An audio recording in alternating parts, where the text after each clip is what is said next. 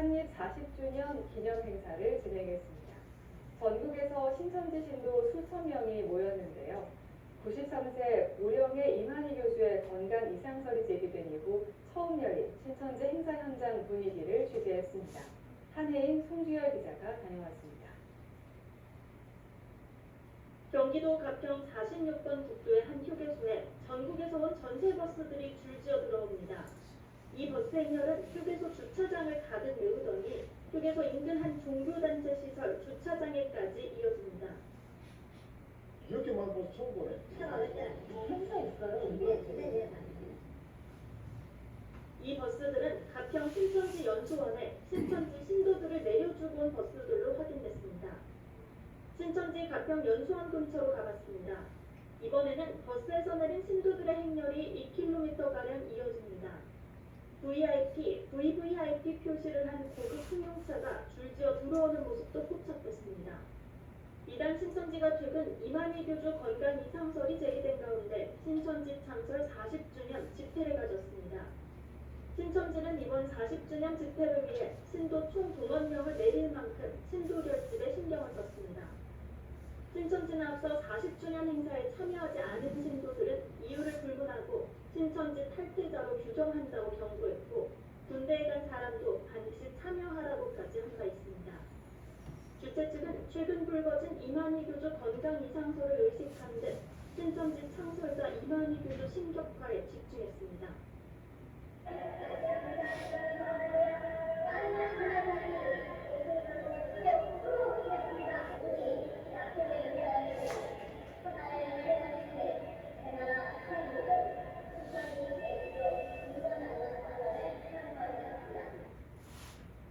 신천지 전국 12지파가 결집해야 한다고 강조하기도 했습니다.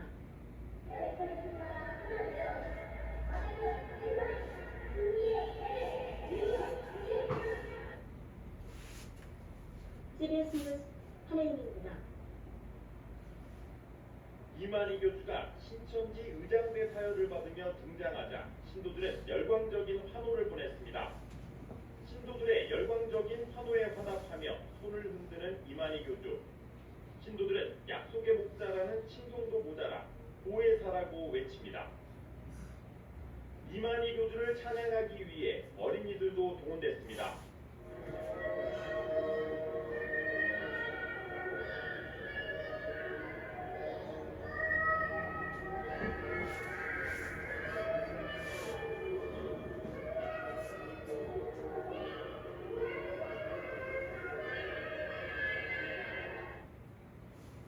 이만희 교주는 신도들에게 계시록 실상 완성을 위해 신천지 말씀에 더욱 정진할 것을 독려했습니다.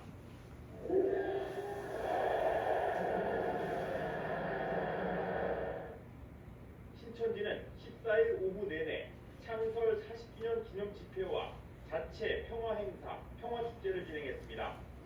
최근 신천지 이만희 교주가 신천지 교리의 신이라고 할 수 있는 육체 영생과는 거리가 먼 건강 이상설이 제기돼 관심을 모은 신천지 창설 40주년 집회.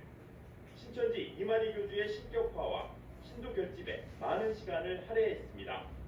CBS 뉴스 송주열입니다.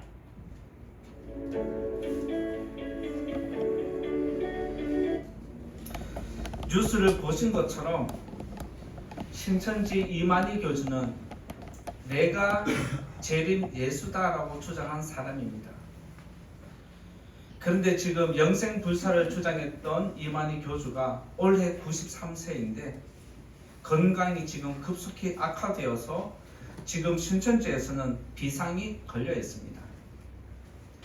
12지파장을 모아놓고 여러 지도자들을 모아놓고 그가 강연을 하는데 횡설수설하는 게 한두 번이 아니고 말을 못해서 가만히 있다가 이제는 신천지에서 이만희 교주의 영상이 지금 지워지고 있을 정도입니다. 만약 그가 부활을 한다면 생명의 부활이 아니라 심판의 부활을 맞이할 거라 저는 확신합니다. 오늘 이 말씀은 예수님이 안식일을 거룩하게 지키지 않을 뿐 아니라 하나님을 아버지라고 부르는 이단 같은 행동을 예수님이 했습니다. 그래서 유대인들은 하나님과 예수 자기를 동등시하는 것을 유대인들이 격분을 했다고 성경이 기록을 하고 있습니다. 그러면 이쯤 되면 예수님도 피할 만도 한데 오히려 그들과 더 맞짱을 뜨십니다. 하나님이 나의 아버지다라는 표현을 하셨습니다. 하나님은 나의 아버지고 나는 그의 아들이다라고 말씀을 하면서 오늘 우리에게 19절에서 이렇게 말씀을 가르쳐 주십니다. 19절 한번 읽어볼까요? 19절 읽어봅니다. 시작. 그러므로 예수께서 그들에게 이르시되 내가 진실로 진실로 너희에게 이르노니 아들이 아버지께서 하시는 일을 보지 않고는 아무것도 스스로 할 수 없나니 아버지께서 행하시는 그것을 아들도 그와 같이 행하느니라. 자녀는 은연중에 부모를 닮아가고 부모님의 말투, 부모님의 행동, 부모님의 몸짓을 그대로 따라합니다. 유전적인 영향도 있지만 어려서부터 부모님의 행동과 모든 것들을 보고 배운 그대로 한다는 것입니다. 마찬가지로 예수님도 나의 아버지이신 하나님이 행하는 모든 것들을 내가 할 수 있고 하나님의 능력이 곧 나의 능력이고 내 능력이 곧 하나님의 능력이다라고 우리가 읽은 19절에서 가르쳐 주십니다. 오늘 부활주일을 맞이해서 하나님의 능력이 무엇인지 그 능력이 나의 능력이라고 말하시는 예수님의 그 능력이 무엇인지 그 능력이 또 우리와 무슨 상관이 있는지 오늘 또 말씀 나누고자 합니다. 첫 번째로 생명의 부활과 심판의 부활에서 첫 번째 말씀드릴 것은 하나님의 능력에 대해서 말씀드리고자 합니다. 첫 번째는 하나님의 능력인데 20절에서 21절에 하나님의 능력을 이렇게 가르쳐 주고 있습니다. 20절, 21절 같이 읽어보겠습니다. 시작. 아버지께서 아들을 사랑하사 자기가 행하시는 것을 다 아들에게 보이시고 또 그보다 더 큰 일을 보이사 너희로 놀랍게 여기게 하시리라. 아버지께서 죽은 자들을 일으켜 살리심 같이 아들도 자기가 원하는 자들을 살리느니라. 하나님의 능력이 무엇으로 지금 소개되냐면 죽은 자를 다시 살리는 분이다 라고 가르쳐 줍니다. 우리가 잘 아는 대로 창조주 하나님은 무에서 유를 창조하시듯 사람의 생명도 무에서 유로 창조해 내셨습니다. 그리고 하나님은 내가 생명을 부여하기도 하고 생명을 거두는 분임을 여러 선지자들을 통해서 많이 나타내셨습니다. 하나님은 엘리야 선지자를 통해서 사르밧 과부의 아들을 살려내셨습니다. 그리고 하나님은 선지자 엘리사를 통해서 수넴 여인의 아들 또한 살려내셨습니다. 이처럼 하나님은 죽은 사람도 살리는 그런 능력이 있음을 구약 성경을 통해서 우리들에게 가르쳐 주셨습니다. 그래서 이스라엘 백성들은 당연히 우리가 믿는 하나님은 생명을 주관하는 하나님, 죽은 자도 살리는 하나님의 능력이라고 그렇게 믿고 섬겼습니다. 마찬가지로 예수님도 죽은 나사로를 살리고 나인성 과부의 아들을 살려내고 회당장 야이로의 딸을 살려내셨습니다. 하나님께서 죽은 자를 다시 일으켜 세운 것처럼 예수님도 내가 원하면 언제든지 누구든지 죽은 자도 살릴 수 있는 존재임을 나타내셨습니다. 예수님이 왜 죽은 자를 살려내셨을까요? 그것은 내가 곧 하나님이다. 생명을 주관하는 하나님인 내가 지금 사람의 몸으로 너희들과 함께 하고 있다는 것을 보여주신 겁니다. 그리고 예수님이 하나님의 능력을 두 번째로 소개하는 것이 있다면 바로 영원한 생명에 대해서 소개를 하고 있습니다. 26절 한번 읽어보겠습니다. 26절 같이 읽어봅니다. 시작. 아버지께서 자기 속에 생명이 있음같이 아들에게도 생명을 주어 그 속에 있게 하셨고, 하나님의 능력은 두 번째로 생명입니다. 하나님이 천지를 창조하신 모든 피조물에 깃들어 있는 것은 생명입니다. 이것은 하나님이 창조한 모든 것에 생명이 깃들어 있다는 것은 하나님이 행하시는 모든 것에는 생명과 연결이 되는 것인데, 하나님이 생명의 근원이라는 것을 드러내는 것입니다. 하나님이 창조한 것 중에 죽음과 연결되는 것은 어떤 것도 없습니다. 하나님의 모든 것은 전부 다 반드시 생명과 연결되는데, 그 뿌리가 하나님에서 시작되었습니다.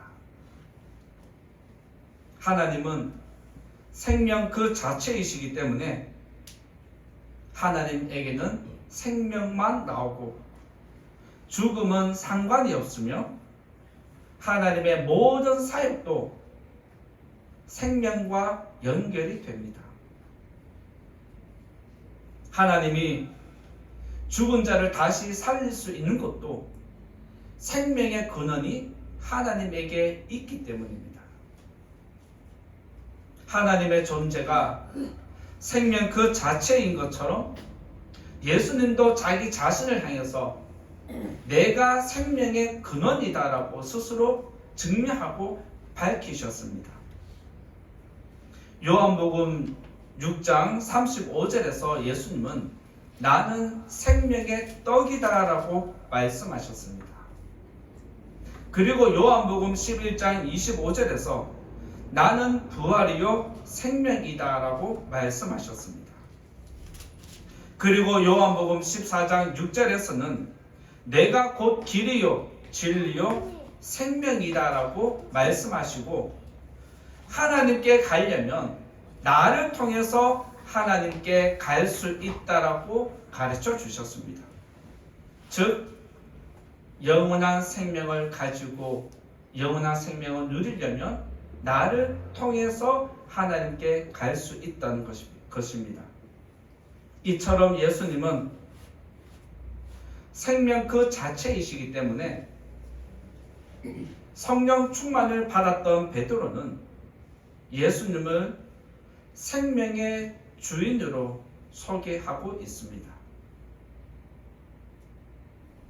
예수님은 생명의 근원이기 때문에 죽은 자를 가두어 두는 무덤에 갇히지 않고 오늘 우리에게 부활로 나타내셨습니다. 믿으시기 바랍니다. 그래서 우리들은 산 자를 섬기고 예배하는 것이지 죽은 자를 예배하는 것이 아닙니다. 마지막으로 예수님이 하나님의 능력을 세 번째로 소개하는 것이 있는데, 세 번째는 심판입니다. 27절 말씀 또 한번 같이 읽어보겠습니다. 27절을 읽어보겠습니다. 시작. 또 인자됨으로 말미암아 심판하는 권한을 주셨느니라. 여기서 심판하는 권한을 주셨는데, 심판의 권한을 준 이유가 뭐냐면 인자됨이라는 단어가 있습니다.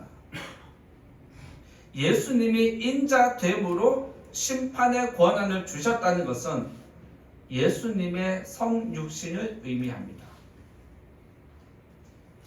창조주의 자리를 비워두고 사람의 몸으로 이 땅에 오셔서 이 땅에 있는 모든 것을 다스릴 수 있는 권한을 성육신하신 예수님에게 하나님이 위임했다는 뜻입니다.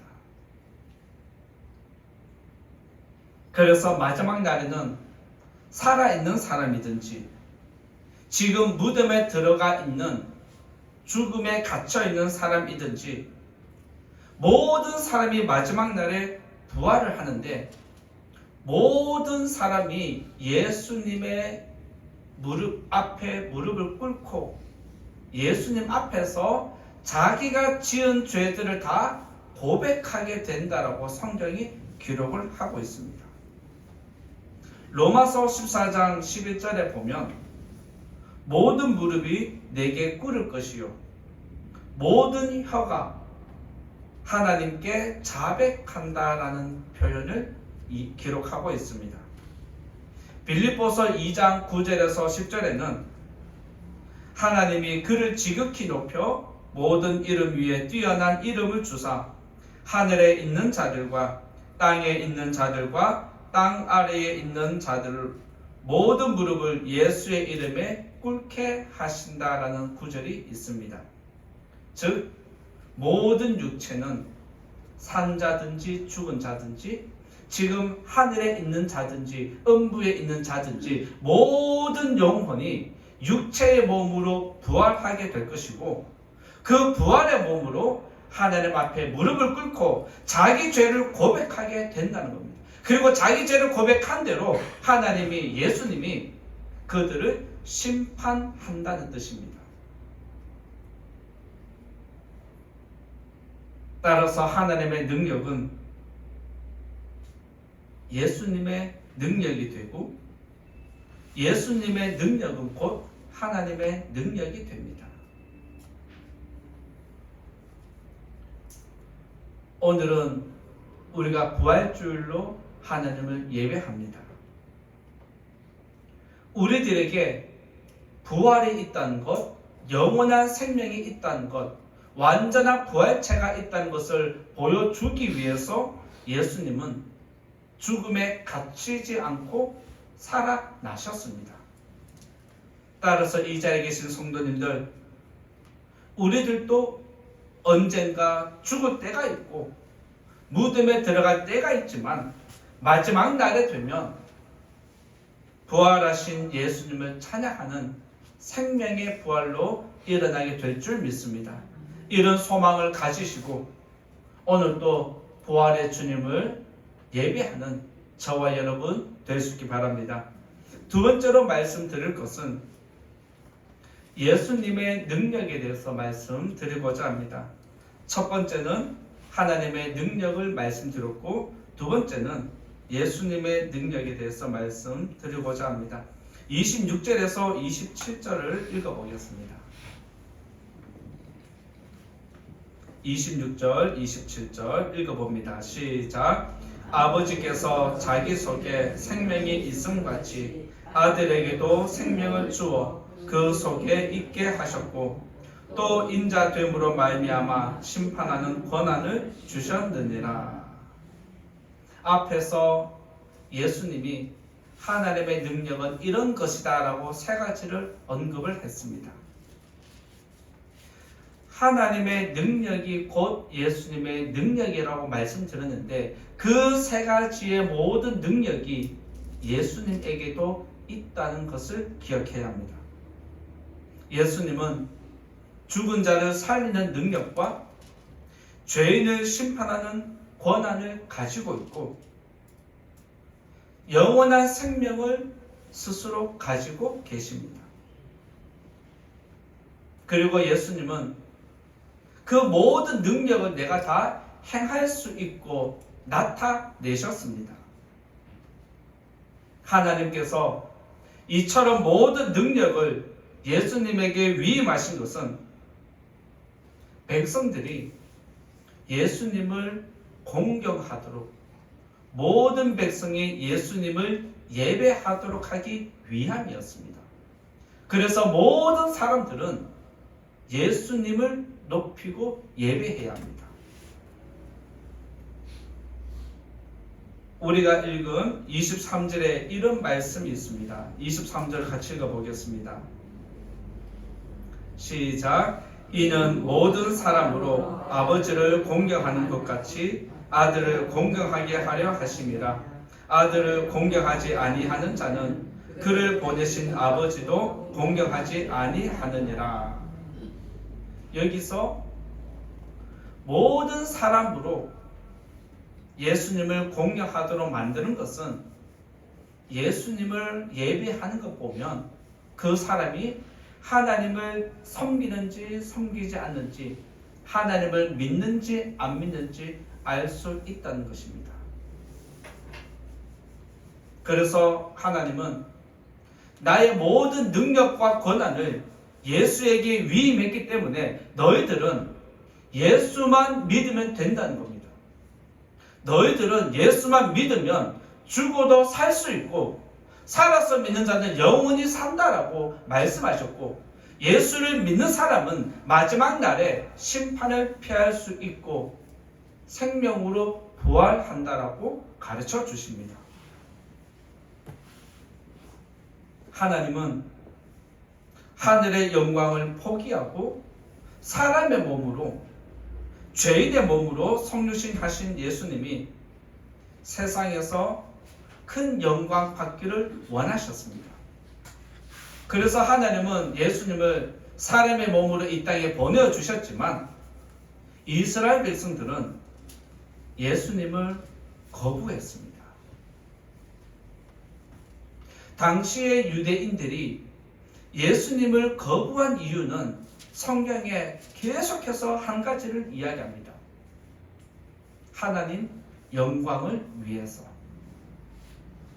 유대인들이 예수님을 거부한 이유는 하나님을 위해서 예수님을 거부한 것으로 나옵니다. 그런데 예수님은 오늘 말씀을 통해서 뭐라고 이야기를 하냐면, 나를 공경하지 않으면, 나를 예배하지 않으면, 나를 믿지 않으면, 나를 영접하지 않으면 하나님을 위한 것이 아니다라는 겁니다. 너희들은 하나님을 예배하는 것처럼 보이지만 나를 영접하지 않는 것 보니까 너희들은 하나님을 위하는 척하는 사람이라고 지적하는 겁니다. 왜냐하면 하나님을 믿고 예배하는 사람이라면 하나님이 행하는 그 능력을 내가 똑같이 행하는데 나를 영접하고 나를 믿을 거라는 겁니다. 나를 함부로 대하는 것 보니까 너희들은 하나님을 위하는 백성이 아니다라고 오늘 말씀에서 가르쳐 줍니다. 여러분이 하나님을 잘 믿는다라면 여러분이 예수님을 대하는 태도를 보면 알 수 있습니다. 일상생활 속에서 예수님을 얼마나 많이 생각하고 예수님을 위해서 내가 무엇을 할 것인지, 예수님의 몸된 교회를 위해서 내가 무엇을 할 것인지, 예수님이 사랑하라고 하신 여러 이웃 성도들을 어떻게 할 것인지 항상 예수님을 생각을 하고 예수님 생각을 통해서 옆으로 퍼져나가게 되어 있습니다. 그래서 예수님은 나를 생각하고 나를 사랑하면 그것이 곧 하나님을 사랑하는 것과 같다라고 말씀해 주십니다. 그래서 모든 예배의 중심에는 예수가 있습니다. 여러분의 삶 중심에도 항상 예수가 있어야 합니다. 여러분의 삶의 예배에 예수가 중심이 되어 있으면 하나님께 영광은 저절로 거저되어지는 것입니다. 그래서 예수님은 나를 위하는 것이 하나님을 위하는 것이다. 분명하게 가르쳐 주셨습니다. 나를 거부하는 것은 하나님을 거부한 것과 같다고 예수님은 오늘 그의 백성들에게 가르쳐 주셨습니다. 따라서 생명의 부활을 원하는 사람은 반드시 죽음을 이기고 부활하신 예수님을 예배해야 합니다. 우리가 주일날 모여서 예배하는 것은 부활의 주님을 예배하는 날입니다. 주일 자체가 주님의 부활을 기념하는 날입니다. 그래서 우리들은 매주일 모여서 예배 드리는 이 시간이 바로 생명의 주, 부활의 주님을 예배한다는 것을 꼭 기억하시고 여러분 심령 가운데 죽음은 사라지고 생명만 가득하기를 예수님 이름으로 축원드립니다. 부활의 주님을 예배하는 가운데 나에게 생명이 있음을 다시 한번 확신하는 여러분의 심령 되시기를 예수님 이름으로 축원드립니다.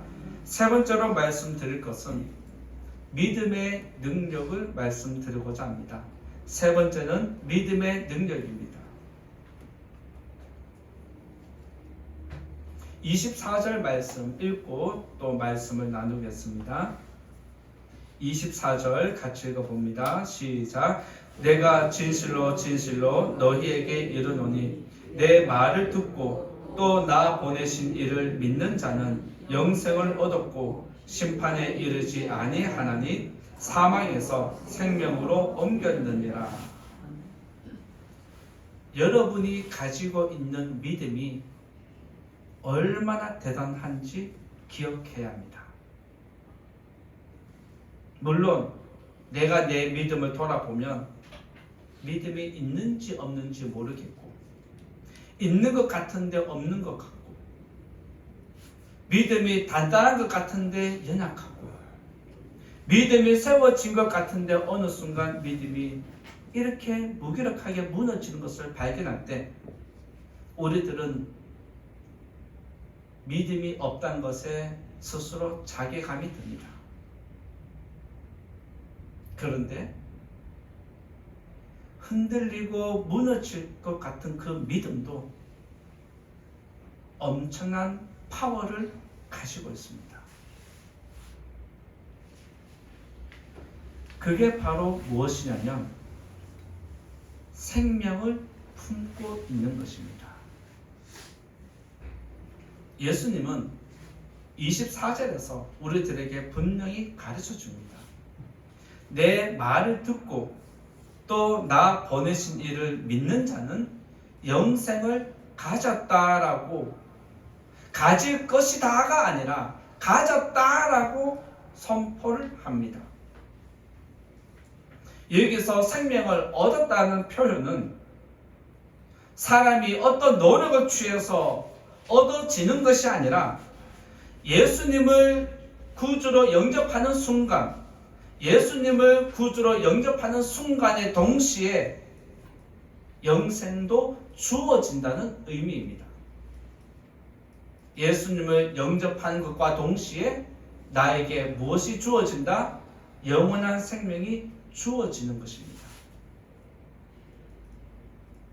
따라서 믿음은 구원에 이르게 하는 능력이 있고 믿음이 곧 생명입니다. 그리고 예수님은 성도는 영생을 가진 것뿐만 아니라 심판에 이르지 않는다라고 오늘 분명하게 가르쳐 줍니다. 이것은 생명을 품은 자가 더불어 누리는 복이라고 이야기할 수 있습니다. 생명을 품은 사람은 죽음에 갇혀 있지 않습니다. 생명은 죽음을 이깁니다. 그리고 죽음은 생명을 가진 자를 가둘 수 없습니다. 생명은 죽음과 상관이 없고 죽음이 능력을 행하는 곳에는 어둠만 있을 뿐입니다. 저와 여러분들이 심판에 이르지 않는 것은 여러분이 믿음을 가진 것인데 그 믿음이 곧 생명의 빛인 줄 믿으시기 바랍니다. 여러분이 가진 믿음은 꺼지지 않는 불이고 여러분이 가진 믿음은 사라지지 않는 생명입니다. 비록 그것이 풍파에 의해서 흔들리기는 하고 무너지는 것처럼 사라지는 것처럼 불빛이 약해지는 것 같지만 절대로 사라지지 않습니다. 믿으시기 바랍니다. 예수님의 능력이 생명과 불입니다. 그래서 우리가 가진 이 믿음은 절대로 소멸되거나 사라지지 않습니다.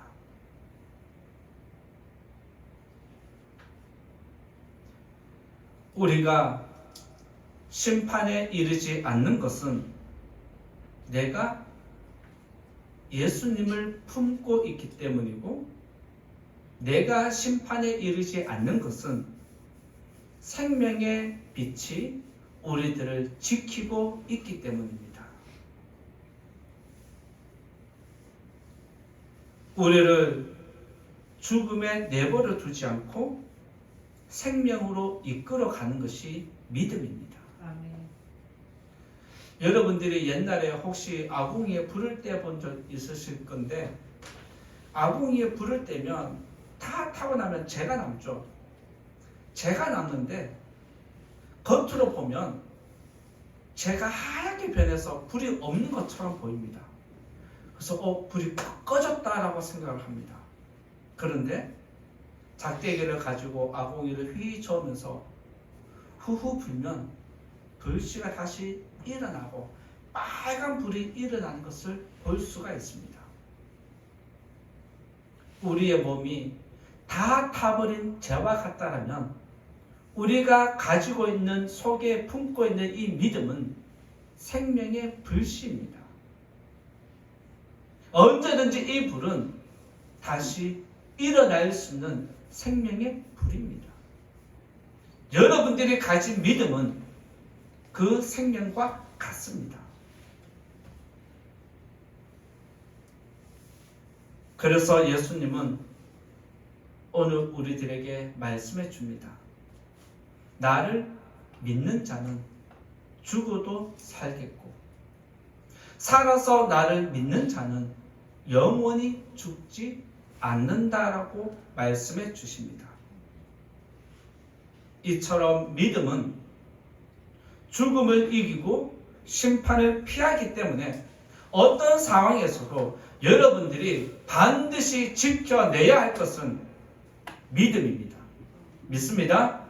믿으시기 바랍니다. 여러분들이 무조건 무엇을 포기하고 희생해서라도 반드시 이 믿음만큼은 지켜야 합니다. 왜요? 이 믿음이 우리의 모든 것이기 때문입니다. 요한 1서 5장 4절의 말씀에 이렇게 가르쳐 줍니다. 무릇 하나님께로부터 난 자마다 세상을 이기느니라. 세상을 이기는 승리는 이것이니 우리의 믿음이니라. 세상을 이기고 죽음을 이기고 심판을 이기는 것은 여러분이 지금 가지고 있는 믿음입니다. 이 믿음의 능력이 얼마나 대단한지 기억하시고 하나님의 능력이 예수님에게 예수님의 능력이 곧 나에게 있음을 믿으시기 바랍니다. 성삼위 하나님께서 성도님들의 믿음을 마지막 날까지 꼭 지켜주시기를 예수님 이름으로 축원드립니다. 이제 결론의 말씀 드리고자 합니다. 결론의 말씀으로 28절과 29절 같이 읽어보겠습니다. 28절, 29절 시작. 이를 놀랍게 여기지 말라. 무덤 속에 있는 자가 다 그의 음성을 들을 때가 오나니 선한 일을 행한 자는 생명의 부활로 악한 일을 행한 자는 심판의 부활로 나오리라. 마지막 날에는 생명의 부활과 심판의 부활이 있을 뿐입니다. 이 자리에 계신 성도님들은 어떤 부활을 원하십니까? 우리가 믿는 예수님은 생명의 근원이시며 죽음을 이기고 오늘 부활하셨습니다. 그리고 마지막 날에 모든 사람을 심판하는 심판주가 되십니다. 바라기는 이 자리에 계신 우리 모든 성도님들이 끝까지 예수님을 잘 믿어서 마지막 날에 생명의 부활로 하나님의 나라에 동참하는 모든 영혼 되시기를 다시 한번 예수님 이름으로 축원드립니다. 다 같이 말씀을 생각하면서 기도하겠습니다.